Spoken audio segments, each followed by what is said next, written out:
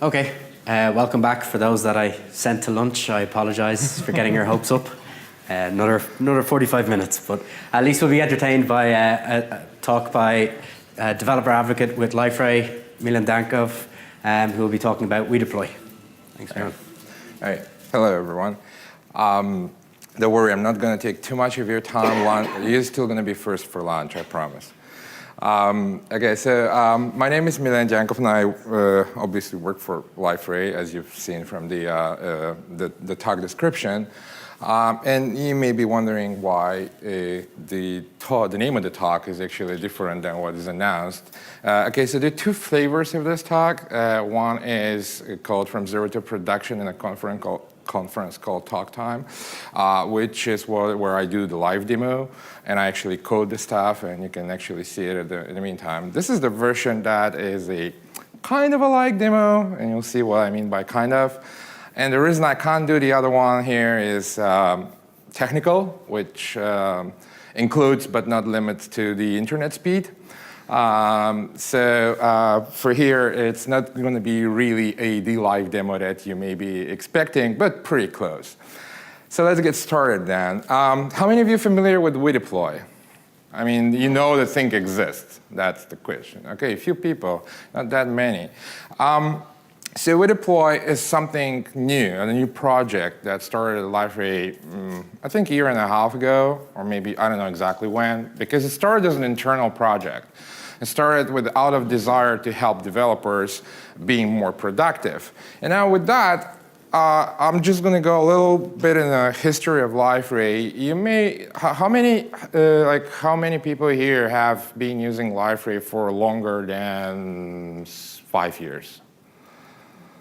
A few of you, okay. So for those of you who've been long enough with the portal and the products, you know that we always been about open source and helping out developers. Right, back in the early days of Liferay, when portals were as much of a buzzword as microservices are today, there were like all these big commercial vendors selling, high price tag stuff, and Liferay showed up and actually entered that market rapidly just because it was providing a tool that made developers' life easier without compromising on the quality of the service delivered. This is what made Liferay so popular and so many people using it. And being open source, being able to help developers be productive has always been one of our main goals. But what does it mean today when portals are not that fashion thing anymore? So we realized that since everyone's splitting applications into smaller pieces, that's what we also need to do. And we extracted bits and pieces from here and there. We also started developing bits and pieces here and there to just make developers more productive. So what you see on the screen are a bunch of the products that we currently have. You will see probably some of them are in the front-end space. Some of them are related to the portal platform.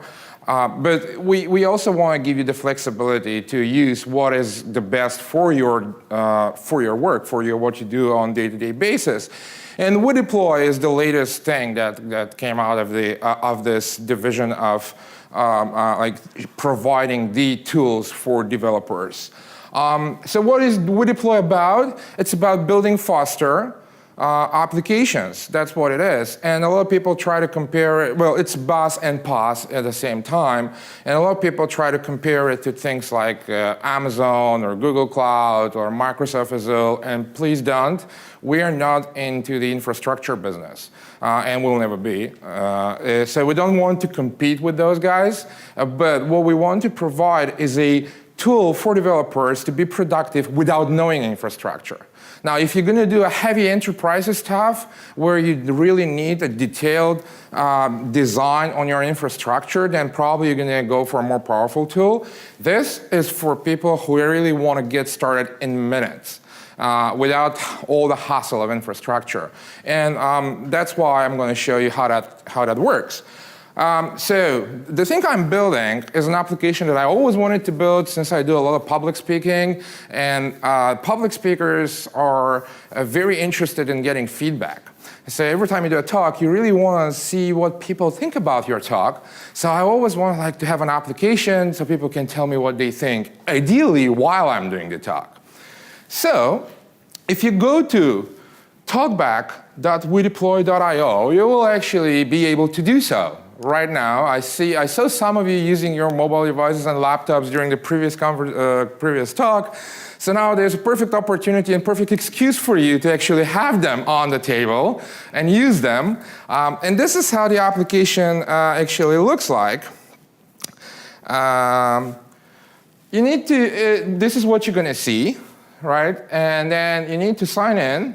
You can either sign in with a GitHub or a Google account. I assume most of you have a GitHub account. Once you sign in, once you sign in, if it works, when it works, then you'll see the talk here. You can click on that talk and actually provide feedback to me. And you can also actually say whether you like it or you don't like it. And because I'm the speaker who created this talk, I'm going to be able to see live your comments right here. But that's not the point of the talk, obviously. The point is to how do you build this application? And how do you make it happen so that you can guys use it right away? Thank you. Let's go back to my slides.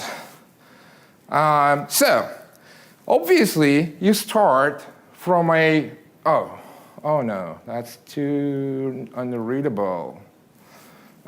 Can we change somehow the resolution? Let's see.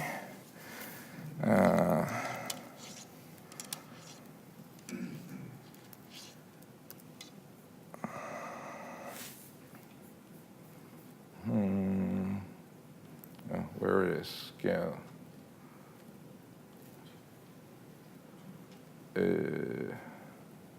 Any better? I think this is the biggest I can get.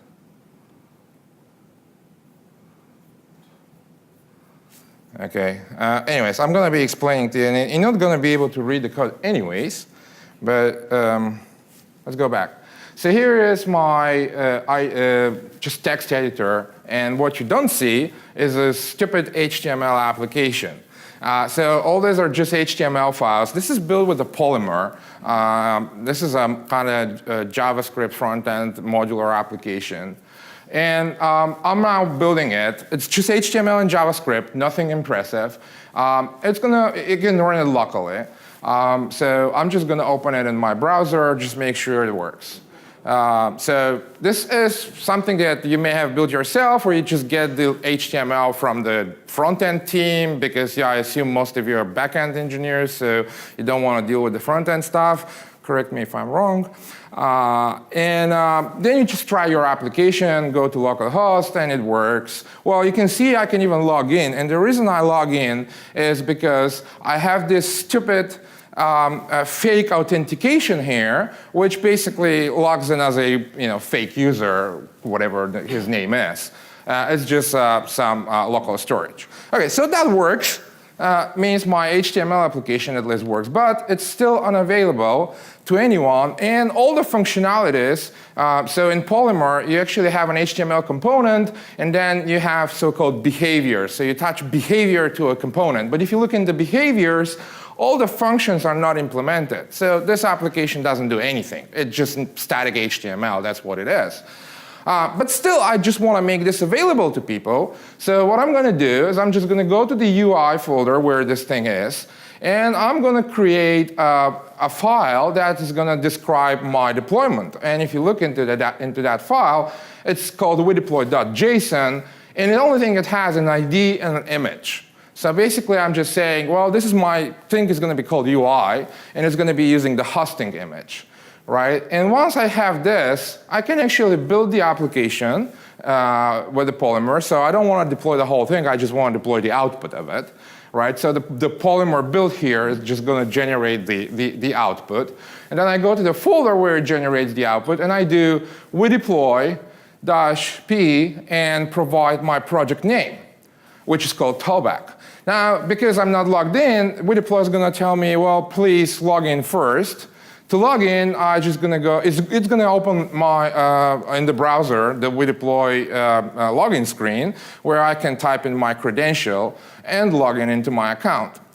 Now, the moment I do that, the WeDeploy starts, the command line starts deploying my application, and I can actually see it showing it into the WeDeploy console.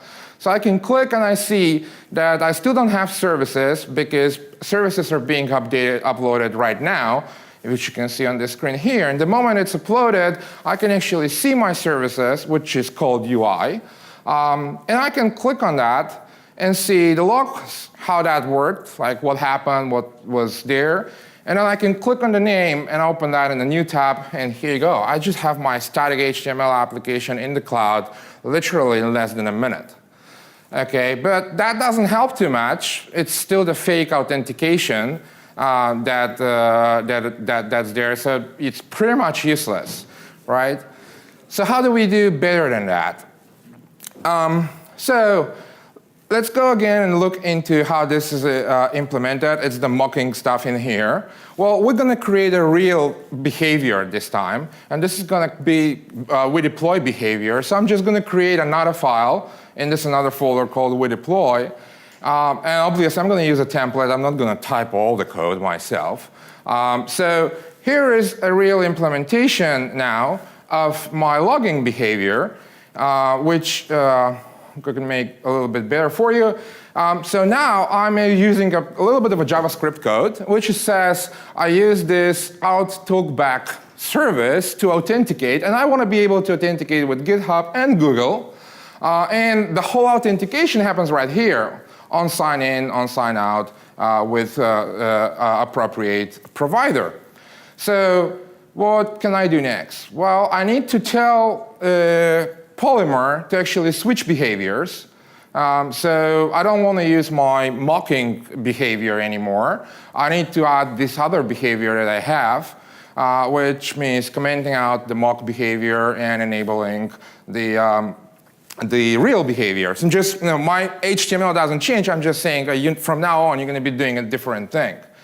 Okay, so let me build that application again, which is going to take a little bit of a time. And once that is done, I can actually do the same thing which I did before, which is going to my build folder and issuing the WeDeploy command again. So I'm just redeploying the application in the same way I did that before. And you will see in the deployment activity that actually redeploy has started. And the moment that thing finishes, you're going to have your component, your service refreshed in the WeDeploy. That's going to take a second. Here you go. It refreshes. So I can go back to my application now, and I'm supposed to log in, right? Well, let's try that and see if that's going to work. Click on the sign in with the GitHub, probably, or yeah. And surprise, surprise, it doesn't. It just shows it is. And it shows it is because there is no service. There's no authentication service. The thing that we said we're going to use to authenticate is not there. Okay, so let's do that. How do we create an authentication service in WeDeploy? We're just going to create another folder in here and call it out. Once we do that, we can just provide one file in that folder to describe the that we want to use an authentication service. And this is, again, WeDeploy JSON, and we just say this is an authentication service, and those are the keys that I use to authenticate with GitHub or Google. And this is what I want. I want to be able to authenticate with GitHub and Google. So let's go back to the top folder. And as you can see, I'm not really good at typing. And then to the out folder, and then just do the same thing again. WeDeploy talkback. What this is going to do is this is just going to deploy yet another service in the very same project. As you can see now, next to the UI, there's going to be an authentication service coming up because that's what we said. We want to have an authentication service. Okay? And now that's pretty much it. We now have an authentication working with Google and GitHub, right? Which is easily proven by just refreshing the application and clicking on a GitHub. And because I'm always logged in GitHub, this is just automatically going to log me in. You can say it because of the picture now. So now I'm supposed to be able to add a talk and allow you to comment and rate that talk. Well, I can try to do that, but this is still my mocking behavior. There's nothing in here that actually persists the data that I enter, right? So we need to have some persistence. Well, how do we do persistence? Well, it's the same thing. We're just gonna change the other behaviors in here. We have 4 components, one that is listing talks, and one that is listing a particular talk. And then we have this doubled because we have it for the speaker view and we have it for the attendee view. So there's four behaviors in here which we need to add to tell these components how to actually behave, what to do when you click save, for example. I'm just adding these behaviors here, disabling the mock behaviors and enabling the actual behaviors that are gonna actually save some stuff in here. And if you look into, now I'm gonna create those that I added, of course, from template, so I'm not gonna type this. And this is how it looks like inside. We're just gonna look into one of them. This is gonna be, for example, getting current talks. So we also need to create a data container where we can actually save the data, right? So this is, again, just a folder with a data JSON file in it. So here is WeDeploy JSON. It just says, I want a data container. That's basically, you can think of that as a NoSQL storage in the cloud, right? But then how do you know what you store in that cloud? Well, there is another file that actually tells you, allows you to tell what you want to store. So I'm going to store talks into the /talks URL, and I can do things like put, post, delete, and patch, and so forth. And I also going to store comments under the /comments URL. And again, now this is a very simple API. I could actually provide security here and a bunch of other things, which I didn't for the purpose of this talk. But documentation of WeDeploy tells you how to actually configure your data service in a more secure way. So now that I have this, there are actually 2 things I need to do because I changed my UI again, so I need to rebuild the whole thing. And redeploy it. And again, the only reason I'm doing this is because Polymer is built with Bower, and Bower uses a whole lot of dependencies, and I don't want to throw all that in my cloud. So I just want to get the minimum, the minimized JS and stuff like that. That's the reason I'm building it. But if you're just working with plain JavaScript or plain HTML, you can just throw that thing straight from your source folder. Okay, so now this is redeployed.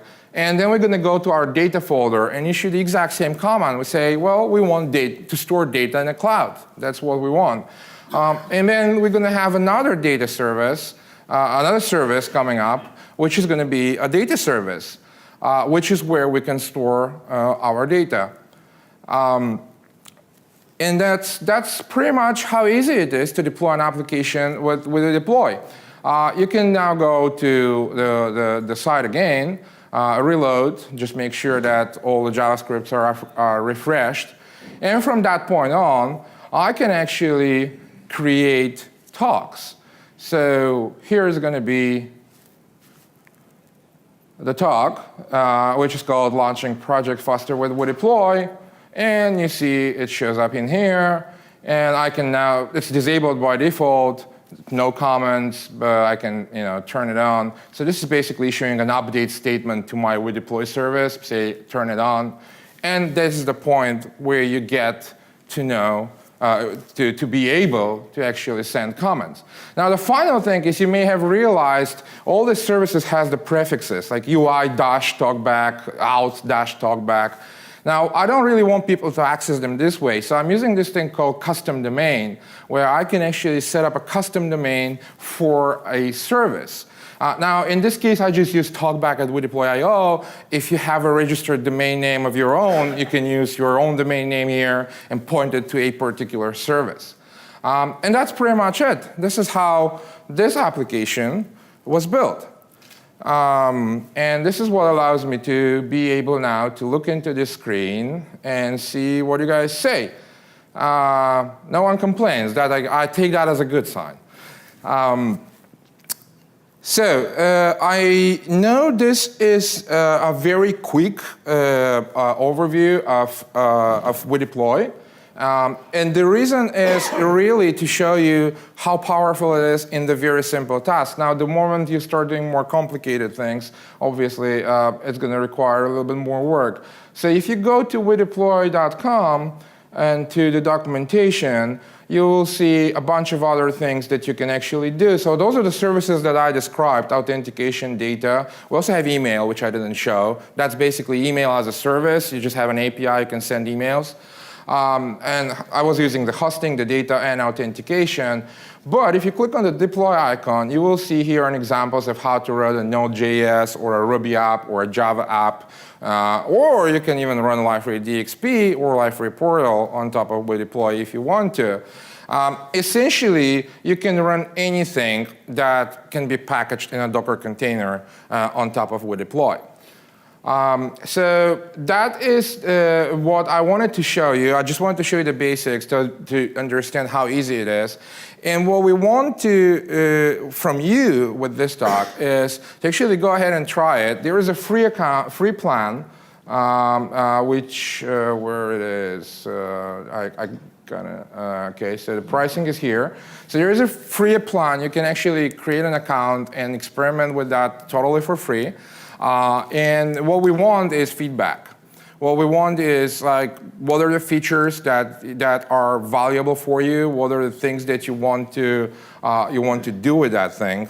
And this is how we improve. We always wanted feedback. So with that, I'm not going to stand between you and the lunch anymore. Thank you.